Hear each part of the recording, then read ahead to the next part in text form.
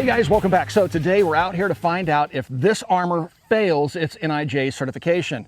What's going on? Well, some news broke on the internet that RMA on their level 4 plates lost their NIJ certification. Now, the NIJ would not supply them with the data. They couldn't supply them with any proof of this failure, which they're supposed to do. They just pulled their certification. We found that a bit interesting because I've been shooting this armor for quite some time here on the Military Arms channel. Go back in our library, you'll see us hitting with 338 Lapua and all sorts of stuff that's not even rated for, and it stopped it. And so we thought that was a curious thing, and the fact that I actually use this in my body armor or in my plate carrier, as does Jason. A lot of people I know use this stuff. It's affordably priced. And so I wanted to find out, well, what's going on, and does the armor that I have on hand at my house fail the test? And what is the test? Well, the NIJ will take 70-year-old ammunition, 30-06 M2 AP, and it's black tip ammo that you see here. It was used in World War II, and they'll shoot one round into the plate, and if it stops it, it passes the test. If it doesn't pass the test. And so I want to find out for myself if this is in fact armor that is failing a simple test. I don't think it will. Now, if it does fail, we'll show you the failure. If it doesn't fail, we'll show you the fact that it passes. But I do want to send you guys over to Mr. Guns and Gear's channel. He did a great video talking about the kind of fishiness that's going on with the NIJ and the fact they wouldn't share data. And then the folks over at We Like Shooting did an interview, I believe, with the folks at RMA that goes into depth about what's going on with the NIJ and how kind of weird it is. So let's find out for ourselves in today's video. Will this plate pass that NIJ certification test? This should be pretty interesting because I want to know. I use this stuff. Let's get started with today's video. A lot of folks ask me, how can I get involved in the firearms business in that particular community? And one of the best ways to do that is to become a gunsmith. Every gunsmith I know is just overbooked with work. It's a very good living.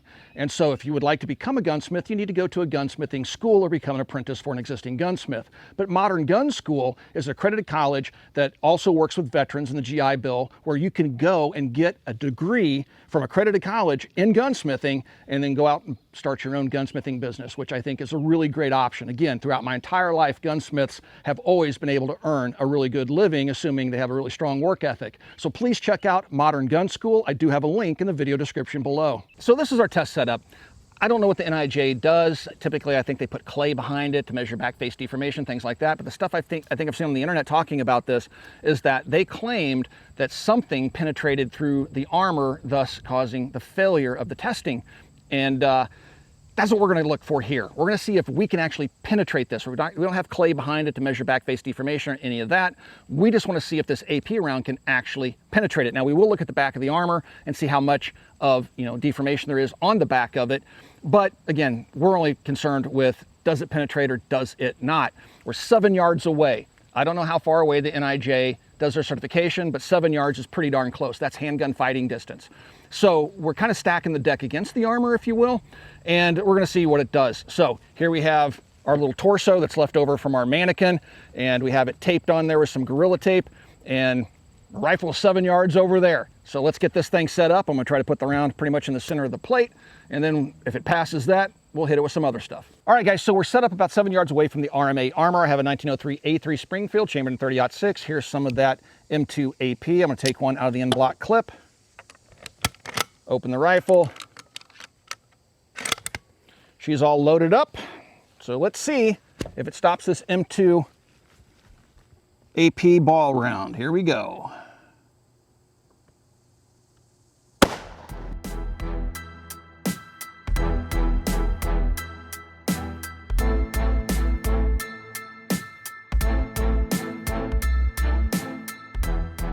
All right, guys, about 7 yards away, it sent our mannequin flying. We had this steel plate trying to hold the chair down, but it knocked everything over.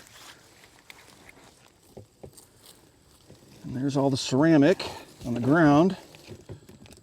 There's the hit. Let's see. Just rip it off. The ceramics is really razor sharp.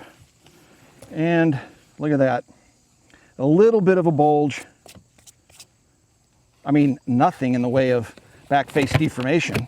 I mean, really, you can kind of see there's only the slightest deformation at that close range. No penetration. And there you can see, which is pretty normal, how it goes to the ceramic and then kind of just blows out. You can see plenty of the ceramic shards laying here on the ground. They're really sharp, you want to be careful, but they spray out away from the wearer so they won't spall the wearer with fragments, but that easily stopped it. And that's what I expected. I mean, guys, we've shot this stuff so much with everything, stuff far more powerful than this, and it stopped it. So you know what? Let's just set it on the chair there and just hit it with some other stuff and see what it will take to finally get something to poke through. Now, it's met its certification standards. It stopped that 30.6 AP round. And now we're just going to play around and see what else we can hit it with and see how much more it can take, because we've shot these things multiple times and never really defeated one. So let's play. All right, so let's give it one more round of 30.6 black tip. I'm going to try to put this round right below the last impact. Should only be a couple inches away. This front sight is so thin.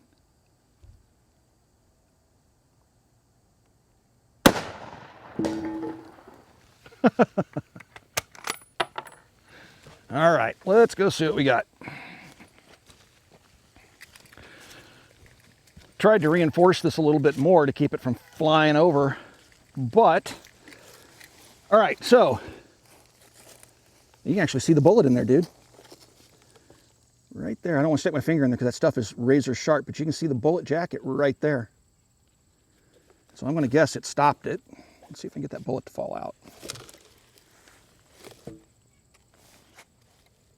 No, that bullet's right there. I'm going to get it out of there. Hold on. It did stop it. Oh my goodness. All right, so there's part of the jacket right there. That's what I was seeing.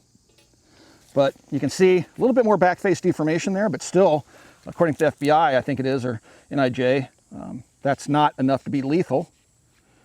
So it stopped 2 rounds after the structural integrity was compromised by the first shot. We put the next one right below it, and it still stopped it. And that is well past its certification requirements. All right, let's set it back up and shoot it with some more stuff. So we have some M855A1. This is the latest and greatest U.S. military service ammunition for the 5.56 rifles. And here I have a Springfield Helion. This is the new rifle with a 20-inch barrel, so we're going to get all the velocity. And we're going to hit that armor plate on the left-hand side. Now, we do have a pretty high sight over bore on this gun, so I'm going to aim a little high on the left side. Left-right should be good. And we'll just kind of get lucky, I hope, on the elevation. May actually wind up hitting right next to where that first 30-06 round hit. All right, let's go ahead and load her up.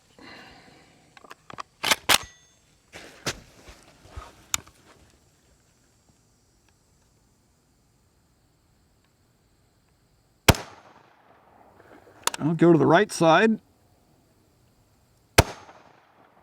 Finally knocked it over. All right, let's see what the M855A1 did to structurally compromise ceramic plate.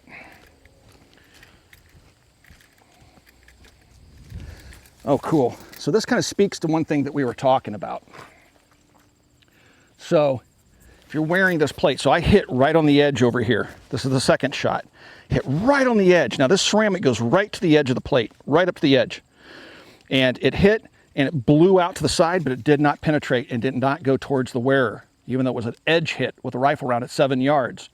And then you can see over here, there's not even any back face deformation where the M855A1 hit over here. But again, I mean, ½ inch from the edge.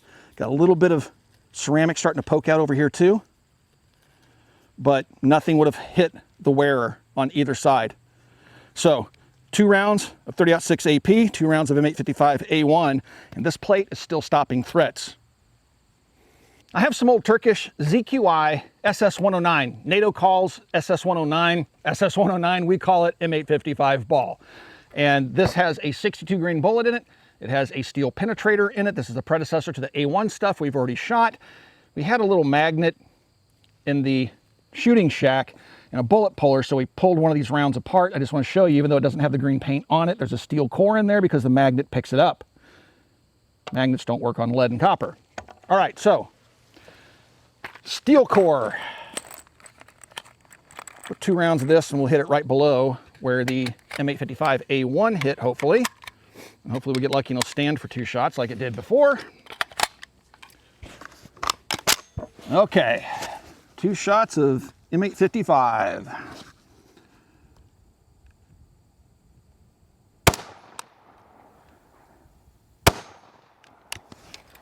Well, that's interesting. Let's go see what we got.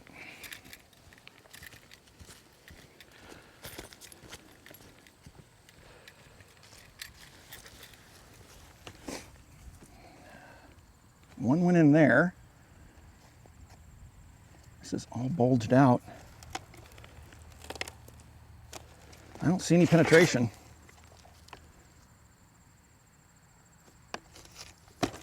So guys, we've hit this thing with 2 rounds of 30-06 M2 AP. It stopped both rounds. And we hit it with 4 rounds of 5.56, 2 rounds of M855A1 and 2 rounds of M855.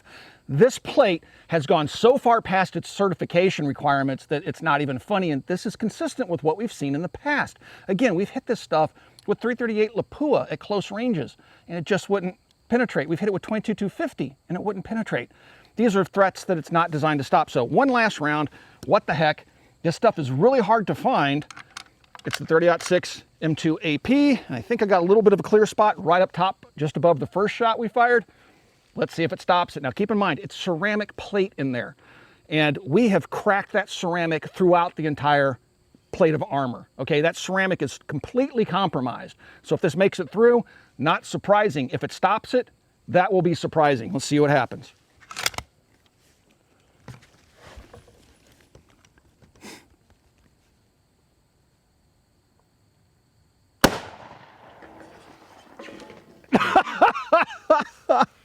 I couldn't see my front sight. It's black sight on a black target and then backlit with sun. I think I hit right on the edge. It fell forward. And, oh my gosh, guys, look at this. It did not make it through, and it hit it on the edge of compromised armor. You can see the fibers and stuff in there and the cracked ceramic. And it still stopped it. So you're seeing this back face deformation most likely because this ceramic is all cracked. I mean, seriously, guys, this stuff, I'm going to be careful because this will cut you up. But you just shake this and just big chunks of ceramic fall out. It is cracked throughout. And yet it is still stopping AP ammo. That's just thoroughly impressive. When you're looking for body armor, if you hear something negative about that armor, it's going to cause concern. It did with me. This plate is literally out of my plate carrier. I use RMA Armor. I've shot it over the years, as we've already talked about. And so I was a bit surprised when I heard the news that the NIJ was pulling the certification on this plate. So I figured, well, if it's been pulled, I don't know if I can trust it, so let's just go shoot it. Well, once again, it proved that it is a very effective armor plate. So I have no problems using it. This is my second plate here. I have to get one more, but here's my back plate. And we were going to shoot it too if we needed to. But this plate kept taking more and more rounds.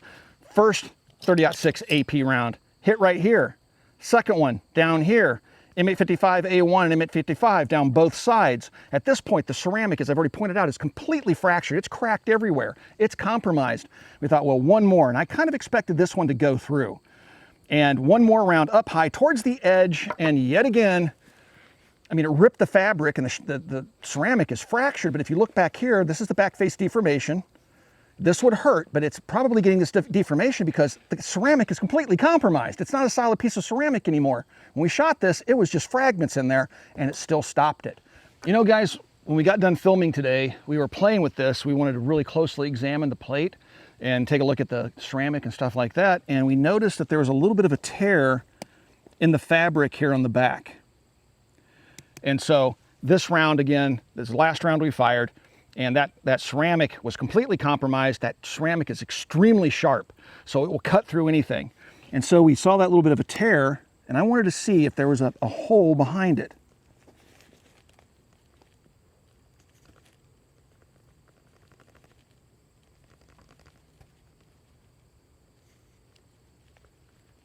I can't push this through at all. So there's no hole that I can detect. There. So I think what we saw was the ceramic just bulging out, stretching this material until it split. So if you would say, well, I mean, good grief, that one would really hurt. If you're standing there and you take this many rounds and you still haven't taken cover, you're probably doing something wrong. That's why they only require it to stop one round. You probably will get the message when that first round hits, hey, I'm in danger here. I should probably find something hard to hide behind. So the fact that this plate took this beating is so far beyond the certification standards that I'm still comfortable wearing RMA Armor. All right, guys, you have any questions? Ask those questions down below. We love reading those questions. I will stick around for the first couple of days after a video goes live to answer any questions you may have. Also, if you'd like to support us here at the Military Arms channel so we can continue to bring you content like this and testing like this, please consider becoming part of our Patreon family. There's a link in the video description below. Also, right here on YouTube, you got the thanks and the join button just underneath the video player you're watching right now. Mash either one of those buttons. You can help support us right here on YouTube in the age of demonetization. Thank you for 15 years of support. Check out Copper Custom. Thanks for watching. We'll talk to you soon.